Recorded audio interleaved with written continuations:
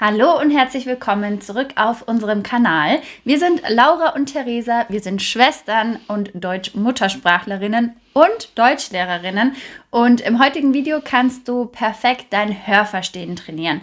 Denn Laura und ich werden uns ganz authentisch unterhalten. Ich habe nämlich ein paar sehr besondere Verben rausgesucht und darüber werden wir uns jetzt unterhalten.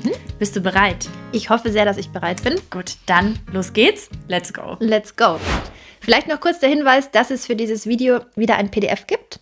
Das heißt, alle Verben und Verbformeln, die ihr in diesem Video hören könnt, mit Beispielsätzen, findet ihr im PDF. Der Link steht unter dem Video. Einfach draufklicken, E-Mail-Adresse eingeben und schon habt ihr das PDF in eurem Posteingang. Genau. Und dann können wir loslegen, beziehungsweise noch ein kleiner Hinweis. Wenn du merkst, du verstehst uns schlecht oder noch nicht perfekt, dann kannst du jederzeit die Untertitel aktivieren. Dann fällt es dir einfach leichter und vielleicht klappt es dann beim nächsten Video auch schon ohne Untertitel. Ne? Das ist das beste Training. Genau, dann würde ich sagen, starten wir jetzt, Laura. Bist du bereit? Ich hoffe sehr. Gut, ich muss auf meine schlaue Liste gucken. Und zwar, unser erstes Verb ist schleichen. Was ist schleichen und welche Stammformen gibt es dazu?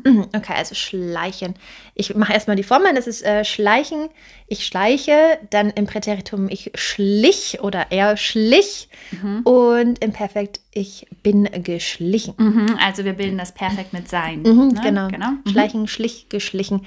Schleichen heißt im Prinzip, dass man ganz leise geht. Also man schleicht durchs Haus. Vielleicht, wenn man jemanden wecken möchte in der Nacht oder so.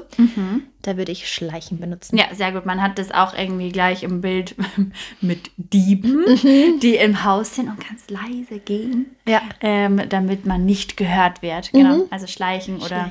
Genau, wenn man sich als Jugendliche vielleicht nachts nach Hause geschlichen hat nach einer Party oder so. Na, also man schleicht, man geht sehr leise. Genau, sehr gut. Gut. Okay, was ist das Gegenteil von schleichen? Wenn man sehr laut geht? Ich hätte jetzt gesagt trampeln. Ja, genau. Trampeln, genau. Also man geht laut. Ja. Zum Beispiel, wenn jemand die Treppe rauf oder runter geht und es ist vielleicht eine Holztreppe und man hört einfach mehr als deutlich, dann trampelt jemand die Treppe rauf oder runter. Genau, oder ne, wenn man wütend ist oder so, dann trampelt man stampft vielleicht. Ja, Gibt's ja auch stampfen, das Verb. Ja. Okay, sehr gut. Dann das nächste ist zwingen. Zwingen, okay. Er zwingt, er zwang, er hat gezwungen. Das bedeutet, dass man jemanden dazu veranlasst, etwas zu tun, was er nicht tun möchte. Ja. Also wenn ich dich dazu zwinge, ich habe kein Beispiel, weil ich zwinge dich eigentlich, Gott sei Dank, zu nichts. Das stimmt. Wenn ich dich zwinge, mir jetzt eine leckere Pizza vorzubereiten, dann hättest du gar keine Wahl. Du musst das jetzt machen, weil ich das sage. Andernfalls hätte es Konsequenzen. Ja, genau, richtig. Oder ich denke jetzt auch gerade so an eine Mutter oder einen Vater, der sein Kind dazu zwingt, das Zimmer aufzuräumen zum Beispiel. Ne? Also du musst das jetzt machen. Es gibt keine Alternative, es gibt keine Option, so du musst das machen. Und das ist zwingen. Ja, genau. Natürlich immer negativ, ne? Also das Pizza-Beispiel war vielleicht nicht so einleuchtend, weil es ja eigentlich was Schönes ist, wenn man Pizza bekommt. Ja, aber ich glaube, ihr versteht, was wir meinen. Also eigentlich, jemand soll etwas machen, was er gar nicht machen will. Ja, genau. Ja, richtig. Also ohne Alternativen und so. Ja. Okay, dann das nächste Verb ist verderben. Verderben, okay, etwas verdirbt, also auch das Präsens ist schon unregelmäßig. Verdirbt, verdarb und etwas ist verdorben. Ja. Das benutzt man für Lebensmittel, die schlecht werden. Ja, hast du ein Beispiel? Vielleicht ein Joghurt oder irgendwas, was du im Kühlschrank hast oder auch Obst oder Gemüse kann verderben, wenn es einfach schlecht wird. Ne? Es ist zu lange geöffnet oder es ist schlecht geworden, dann ist es verdorben. Ja, genau. Und das Interessante ist ja, oder der Hinweis vielleicht, dass man eben im Perfekt sagt, etwas ist verdorben, weil man ja eine Zustandsveränderung hat. Ne? Also vielleicht kennt ihr die Regel, wann verwendet man das Hilfsverb sein im Perfekt. Und das hat man ja immer, wenn sich ein Zustand verändert. Also zum Beispiel ja auch beim Einschlafen oder sowas. Ne? Ich bin wach. Und mein Zustand 2 ist dann, ich schlafe. Also ich bin eingeschlafen. Und so auch bei Verderben. Das Lebensmittel ist noch genießbar, es ist essbar. Und mein nächster Zustand wäre dann, es ist verdorben. Deswegen sagen wir, die Milch, der Joghurt ist verdorben. Genau, also mit sein. Gut. Okay, gut. Dann haben wir betrügen. Betrügen. Er betrügt oder sie betrügt. Betrog. Jetzt muss ich kurz überlegen. Im Präteritum. Er betrog und hat betrogen. Ja, genau. Und das heißt, dass man unehrlich zu jemandem ist. Ja. Also das kann in einer Beziehung sein, wenn man den Partner betrügt, vielleicht mit einer anderen Person, ob etwas anfängt, obwohl man in einer Beziehung ist. Ja. Es kann aber auch andere Gründe haben. Also man kann jemanden um Geld betrügen zum Beispiel. Ja, wenn man jemanden hintergeht, könnte man sagen, also ungerecht behandelt und hinter dem Rücken, also ohne das Wissen der Person etwas macht, was nicht in Ordnung ist. Genau, also was absolut Negatives, muss man sagen. Und die Person nennt sich dann, also es ist der Betrüger oder die Betrügerin. Genau, so kann man dann die Person nennen. Genau, und die Formen sind eben Betrug und jemand hat betrogen. Okay, dann vielleicht als nächstes gelingen. Gelingen, etwas gelingt, etwas gelang und etwas ist gelungen. Wenn etwas gut funktioniert, wenn etwas gut klappt. Ich habe gerade an Backen gedacht. Ich denke eigentlich immer an Essen zuerst, wenn es irgendwie geht.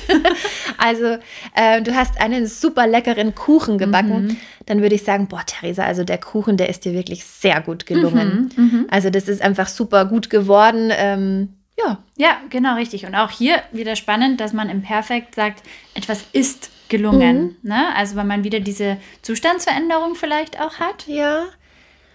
Ich habe gerade überlegt, ob das nicht sowas ist wie das Passieren. Passieren ist eine Ausnahme, genau. Passieren, geschehen, so Ereignisverben eigentlich. Ja, stimmt, genau.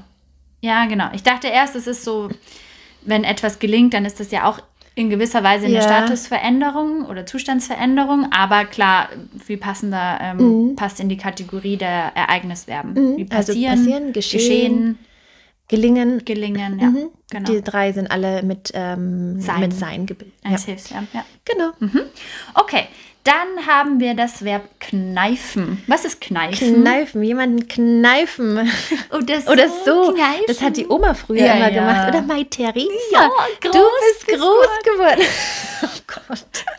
Ihr kennt das bestimmt alle, wenn ihr noch Omas und Opas habt. Die in die Backe kneifen. Ja, genau. Jemanden kneifen.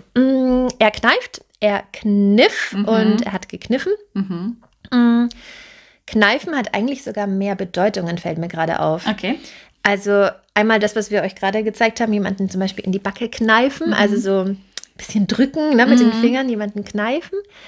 Man sagt das zum Beispiel auch, wenn du irgendwas gar nicht glauben kannst. Ja. Also stell dir vor, du hast irgendwie im Lotto gewonnen und auf deinem Konto sind plötzlich 10.000 € und dann sagst du, Theresa, kneif mich mal. Ja, kannst du mich mal kneifen? So, damit ich aufwache aus meinem Traum. Also ich kann es gar nicht glauben. Ja. Kneifen. Und ich glaube, das ist dann aber auch umgangssprachlich, wenn du sagst, jemand kneift, weil er sich etwas nicht traut. Ja, genau. Blödes Beispiel, man ist im Schwimmbad, vielleicht als Jugendlicher und man möchte vom 10-Meter-Brett springen und du hast halt eigentlich total Angst davor und dann kletterst du ganz tapfer hoch und dann stehst du oben und sagst so, oh Gott, nee, ich schaff's doch nicht, ich traue mich nicht, ich gehe wieder runter. Ja, das ist Kneifen. Das ist Kneifen. So, man sagt auch, man macht einen Rückzieher, also man nimmt es dann doch zurück und traut sich einfach nicht. So ein bisschen wie man kalte Füße bekommt, oder? So, also dass man einfach etwas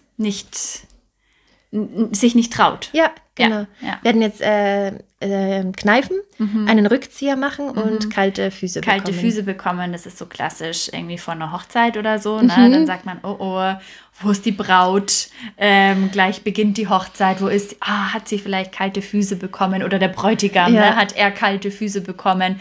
Also, hat er auch kurz Angst bekommen sozusagen. Kneift er? Ne, das ist dann die Frage so, ich hoffe, er kommt zur Hochzeit sozusagen. Genau, also das sind die Redewendungen, die wir jetzt hatten. Sehr gut. Okay, dann das nächste Verb ist melken. Melken. Was ist melken? Der Bauer melkt. Er melkt die Kuh zum Beispiel. Er molk die Kuh. Man sieht echt, beim Präteritum muss man immer ein bisschen überlegen, ne? Voll. Weil man das ja aktiv so beim Sprechen eigentlich nicht verwendet. Ja, vor allem bei den Verben, die im Verbstamm den Vokal ändern, finde ich teilweise auch, man muss kurz überlegen. Ja. Also er melkt, er molk und er hat gemolken. Richtig, ja. Genau, wie gesagt, der Bauer melkt die Kuh. Das heißt, wie erklärt man das denn? Man drückt die Milch aus der Kuh. Ja, genau. Toll. Aus dem Euter, ne? Das Euter, ja, genau. Und dann, man erntet die Milch sozusagen. Genau. Ja. Für alle Tiere, die Milch geben. Also nicht nur für Kühe, Stimmt. man kann auch Ziegen melken und so, genau. Ja. Ja, richtig, genau. Okay. Kurz der Hinweis, bei Menschen sagt man das nicht. Ne? Also nicht, dass es jemand falsch versteht. Bei Menschen würde man sagen stillen. Stillen, ja, das ist, genau. was die Mutter mit dem Baby macht. Also man stillt das Baby. Genau. Das würde man umgekehrt wieder nicht für Tiere verwenden. Ja, stimmt, genau. Ja. Okay, sehr gut. Dann machen wir weiter mit dem nächsten Verb und das ist binden. Binden? Okay. Er bindet, er band, er hat gebunden. Ja. Zum Beispiel, man kann die Schuhe binden. Also wenn du Turnschuhe anhast, dann kannst du eine Schleife binden. Binden ist auch so ein Verb, was super viele Präfixe hat, ne? Ich wollte gerade auch sagen, zubinden, anbinden. Verbinden, umbinden. Ja. Ich habe jetzt an den Schal gedacht, ne? Ich binde mir den Schal um. Etwas verbinden ist etwas wie kombinieren. Das hat man auch super häufig in Übungen vom Deutschlernen. Ja, ne? genau. Wenn man einen Satz Anfang und einen Satz Ende kombinieren soll, steht immer dort verbinden siehe. Wobei die Wörter. verbinden auch bedeutet, wenn du eine Wunde zum Beispiel hast, auch die Wunde kannst du verbinden. Also binden an sich, Entbinden ein Kind gebären. ist entbinden. Entbinden, ja. Boah, das wäre eigentlich mal ein extra Video wert, wo wir nur über Präfixe von Binden sprechen. Binden, ja. Verrückt. Ja. Okay. Genau, aber in diesem jetzt nur Binden, in dem Sinn heißt, zum Beispiel sich die Schuhe binden, also eine Schleife machen. Ja. Das ist Binden. Okay, dann haben wir noch das Verb heben. Heben, er hebt, er hob, er hat gehoben. Und das heißt, dass man etwas vom Boden oder von unten nach oben bewegt. Ja, genau, also mit den Händen etwas heben. Vielleicht steht ein Eimer oder irgendwas am Boden und du möchtest den Eimer nach oben heben. Ja. Man kann ein Kind heben, wenn das Kind am Boden sitzt. Du hebst dein Kind hoch. Ja, und auch da gibt es viele Präfixe. Ja. Also es gibt so super kleine Unterschiede. Ne? Ich habe gerade dran gedacht, was ist der Unterschied zwischen heben und anheben? Das bedeutet ja, also ihr müsst euch vorstellen, das ist der Boden, der Teppich vielleicht und ihr habt einen Eimer, hast du gesagt, oder einen Topf so auf dem Boden. Dann könnt ihr diesen Topf komplett heben oder ihr könnt ihn auch nur anheben, das ist dann nur so ein bisschen, ne, dass er nicht komplett weg ist vom Boden zum Beispiel. Es gibt Aufheben, Hochheben, ja. Also auch da könnte man Unterheben gibt es ja sogar auch noch. Stimmt, beim Kochen. Beim Kochen oder beim Kuchenteig, wenn man etwas unterhebt. Ja. Also auch das ist ein eigenes Video wert. Schreibt uns mal. Genau, gerne mal schreiben, ob ihr Interesse habt an solchen Videos, wenn wir mal ein Verb nehmen und ganz, ganz viele Präfixe dazu besprechen. Wäre auch eine gute Idee. Okay, gut. Dann haben wir noch vielleicht ein letztes Verb, liebe Laura. Und zwar das Verb erschrecken. Erschrecken. Er erschrickt, er erschrak, er ist erschrocken. Wenn man plötzlich einen Schock bekommt, dann erschrickt man. Also du gehst die Straße lang und plötzlich hörst du hinter dir irgendein Geräusch und du hast nicht damit gerechnet und du, oh Gott, ich bin erschrocken. Ja, genau. Ich erschrecke jemanden. Und auch da wieder, er ist erschrocken. Also auch das ist wieder ein Verb, das das Hilfsverb sein braucht im Perfekt. Aber das ist echt auch selbst für deutsche Muttersprachler manchmal schwierig. Es gibt ja auch das Partizip 2 erschreckt in Kombination mit habe. Ich habe jemanden erschreckt. Das ist dann, wenn ich buh mache, dann sage ich erschrecke, Akkusativ, dich, ich erschrecke dich, ich erschreckte dich, oder? Und ich habe dich erschreckt. Ja, genau. Und Laura ist aber in der Laura ist aber in der anderen Position und sagt, dann ist es reflexiv. Ich erschrecke mich, ich erschrak mich und ich bin erschrocken. Ja. Ich bin erschrocken. Das ist dann die andere Perspektive. Also auch ein bisschen kompliziert, muss man sagen. Ja, das ist ein schönes Beispiel dafür. Ja, genau. Okay, sehr gut. Dann vielen Dank, Laura, fürs Mitmachen. Genau. Und ihr könnt euch jetzt, wie gesagt, noch das PDF zu dem Video holen mit allen Wörtern und Sätzen, die wir so erwähnt haben. Und genau, schreibt uns, wie gesagt, auch gerne noch in die Kommentare, ob ihr euch erstens solche Videos wie jetzt gerne öfter wünscht und natürlich auch noch Videos zu den Präfixen. Das ist eine gute Idee. Genau, und dann sehen wir uns in einem der nächsten Videos wieder.